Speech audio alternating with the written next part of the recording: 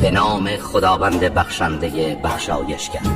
بگو پروردگار من، اگر عذابهایی را که به آنان وعده داده می شود به من نشان دهی و در زندگیم آن را ببینم، پروردگار من مرا در این عذابها با گروه ستمگران قرار مده و ما تواناییم که آنچه را به آنها وعده می دهیم به تو نشان دهیم. بدی را به بهترین راه و روش دفع کن و پاسخ بدی را به نیکی ده. ما به آنچه توصیف می کنند آگاه تریم. و بگو پروردگارا، از وسوسه های شیاطین به تو پناه می برم و از این که آنان نزد من حاضر شوند نیز ای پروردگار من به تو پناه می برم.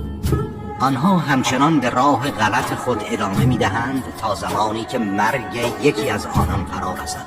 می گویند پروردگار من مرا بازگردانید، شاید در آنچه ترک کردم و کوتاهی نمودم عمل صالحی انجام دهم. ولی به او میگویند چنین نیست، این سخنی است که او به زبان میگوید و اگر بازگردد کارش همچون گذشته است و پشت سر آنان برزخی است تا روزی که برانگیخته شوند.